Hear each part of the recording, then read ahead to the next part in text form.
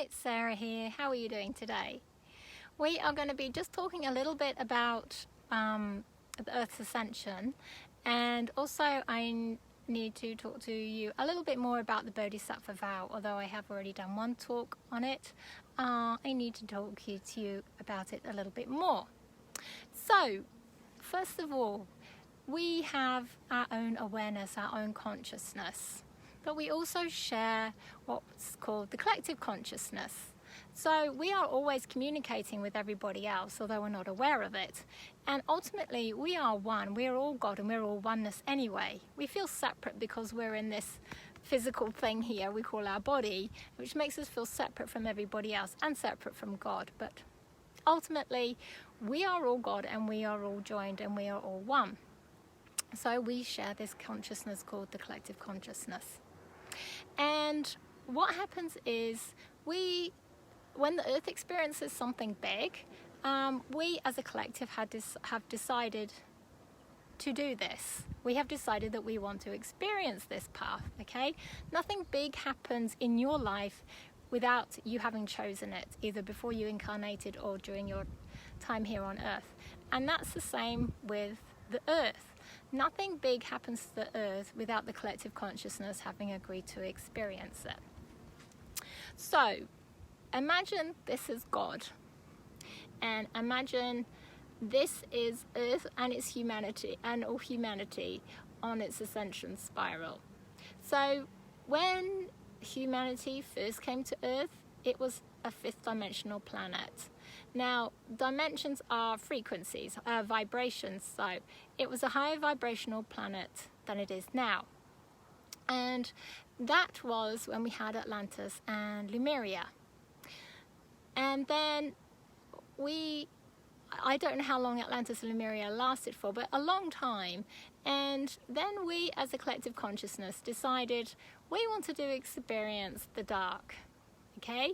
It's really hard to learn when you just experience the light and love and oneness with God.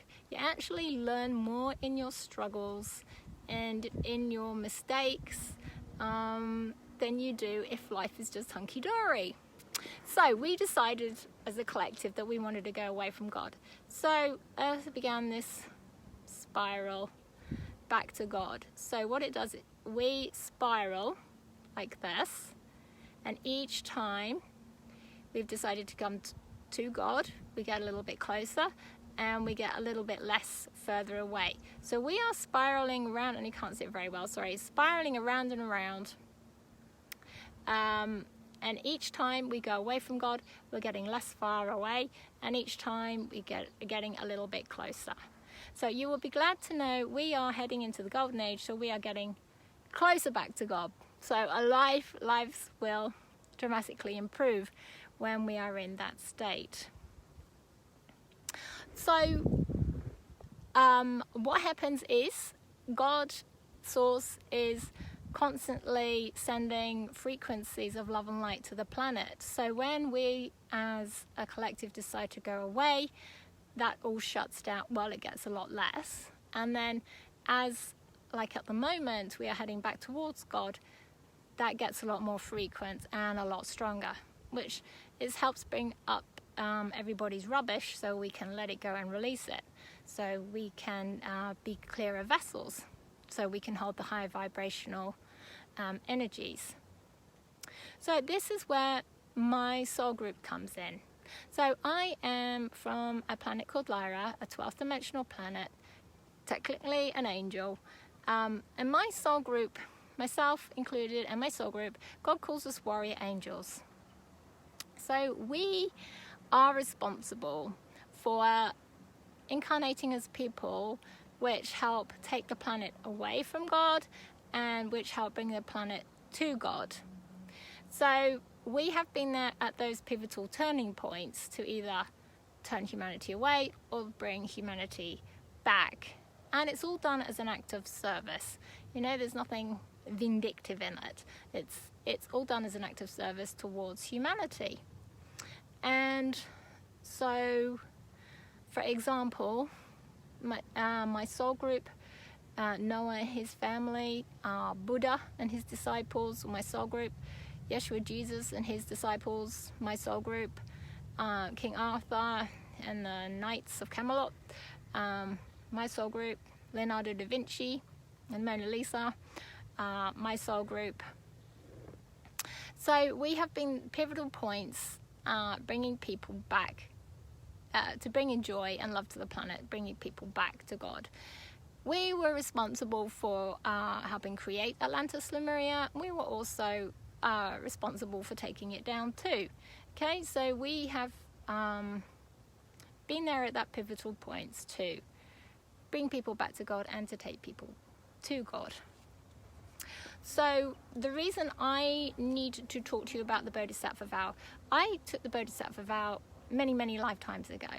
And if you don't know what the Bodhisattva vow is, it is a vow that Buddhists make. And it is seen as a path to enlightenment. But with this vow, you are vowing to save people. What that means ultimately is that you end up taking on people's baggage. And you are vowing to kind of stay to the end. But what that means is that you slow down your rate of ascension. So, and it is also something you vow for all future lifetimes. So it was seen as a road to enlightenment, but actually it has brought me a huge amount of suffering, and Yeshua Jesus and the angels are helping me free myself from it at the moment.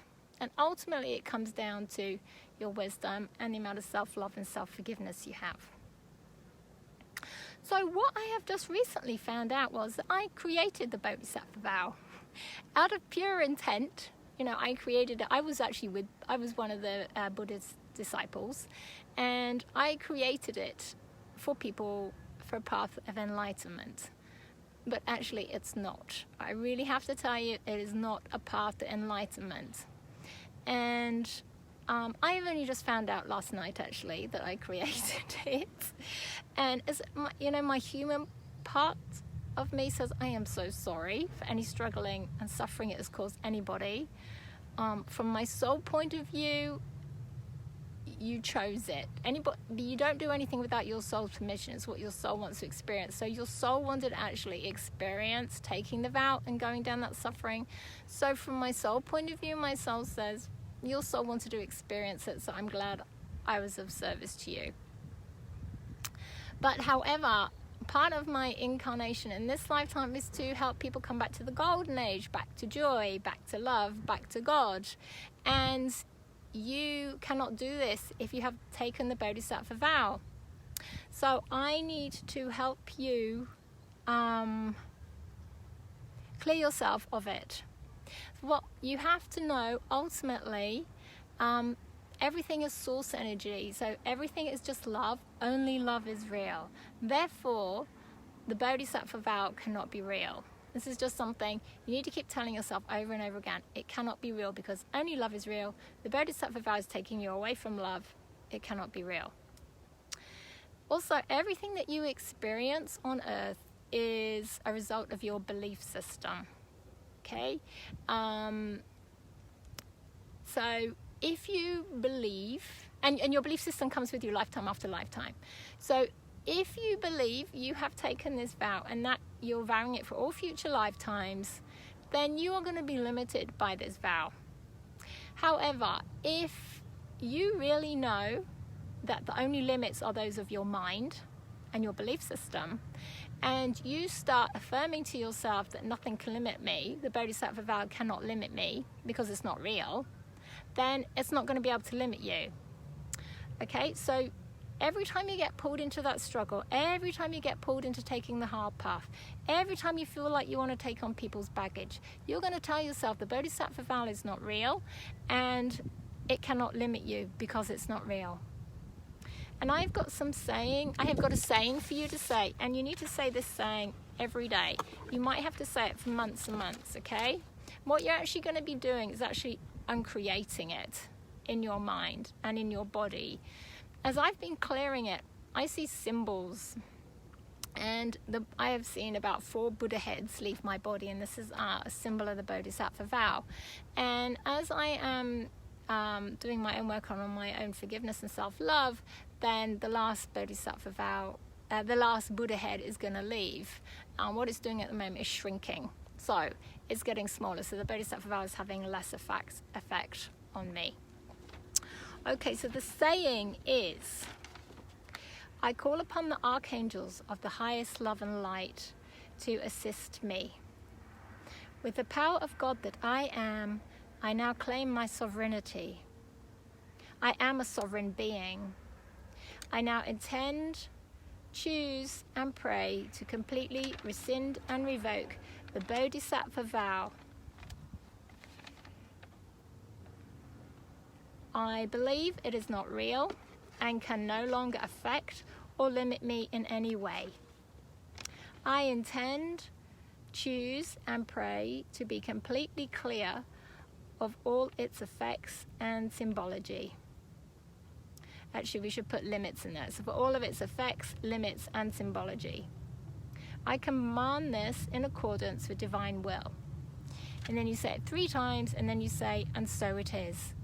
And make sure you say it with authority too. Don't just say, with the power of God that I am. You know, with the power of God that I am, I claim my sovereignty. And claiming your sovereignty means that you are standing in your power and claiming your power. So it's a great thing to do anyway. And what I will do is I'll put the saying in writing above the video, okay? So you can look at it from there. But it is something that you're going to have to keep saying for months and months and months, and say it when you get pulled into that struggling and the choosing the hard path. And just keep telling yourself over and over again, it's not real and it cannot limit you in any way. The only limits are your belief system and what you believe you can limit you. So if you completely believe that it can't limit you and it has no effect on you, you're just going to start to undo its effects and create it, and then you'll find your life will flow with much more ease. Okay, so I hope that was useful.